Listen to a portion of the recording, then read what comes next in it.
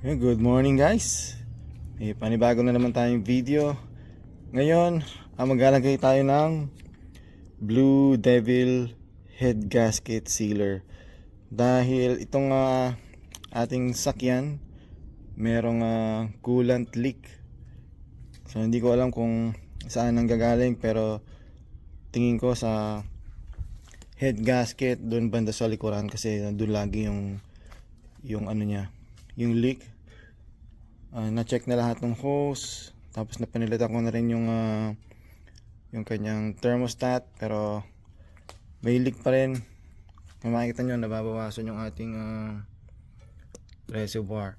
So ngayon, tatatry natin itong Blue Devil, kasi ito na yung ating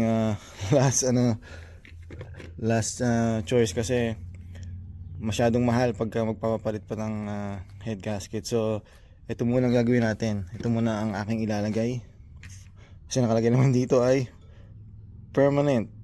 Ayan. So hindi ko lang kung talagang permanent to.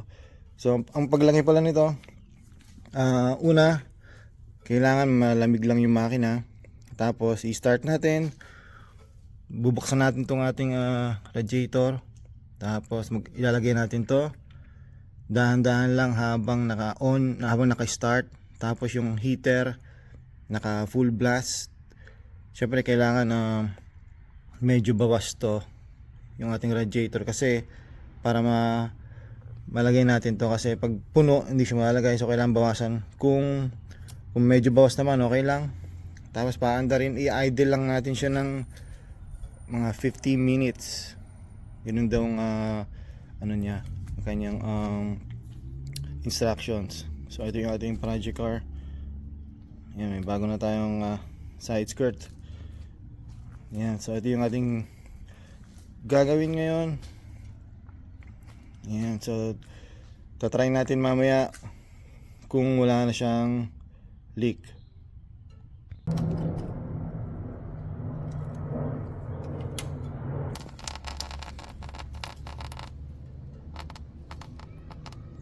Yan, so kapag drain na tayo ng konti, kita nyo wala na siya. Ngayon i-start na natin yung makina, tapos full blast yung heater.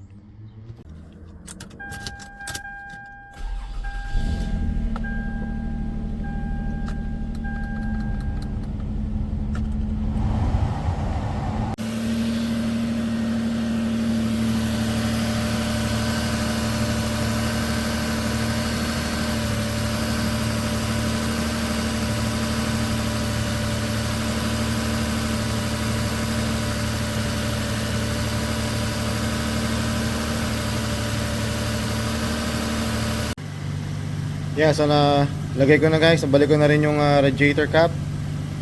Ngayon mag-aantay lang tayo ng 50 minutes. So habang nag-aantay ako, ikaka-rush ko na rin kasi maganda ang panahon ngayon.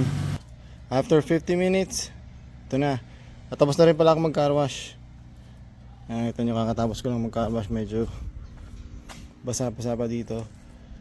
Yan, pero malinis na yung ating Solara. Yan, so ito na siya. Ayun, tetestingin natin mamaya. Papakita ko sa inyo kung meron pang leak sa ilalim. Yan, so guys, naglagay na pala ako ng yan puting papel dito sa ilalim para makita natin kung meron pa uli siyang leak. Kasi ang nangyayari lang dito pag naka-park lang dito ng mga ilang araw, may mga konti-konting patak. Yan, so ilang beses ko na chinek, hindi ko makita talaga kung saan ang gagaling, pero duda ko doon sa may gasket sa likod, kasi doon sa medyo sa taas ko nakikita yung gagaling yung ibang patak. Yan, so ang ginawa ko pala, ayun pala, pagkatapos pala guys, after 50 minutes, pahingan nyo lang muna yung sasakyan. Hindi na pala kailangan i-drain yung kulat, hindi nyo na kailangan palitan. Hayaan nyo lang na nandun. Yan, so makita ko pala dito, makikita nyo guys yung kanyang oil, wala naman siyang milky. So palagay ko lang dun lang siya sa cooling system ng engine na tumatagas, hindi siya pumapasok dun sa combustion mismo. Doon lang siya parang sa outer lang siya lumalabas yung coolant. Yan. So yung coolant natin, nakita nyo, yan, humalo na yung blue. Yan, iba na yung kulay. Yan, saka medyo nadagdagan na konti yan. Pupunuin natin mamaya. Yun lang pala guys. I-update ko kayo siyempre sa power ng editing. Papakita ko sa inyo mamaya kung meron pa ulit siyang leak. Yes guys, mga 6 hours na din mula nung naglagay tayo nung Blue Devil. Yung mga tubig kanina nung car wash natin. So ngayon titingnan natin, first time ko lang itong makikita kung may tulo pa din. Ilahin natin itong ating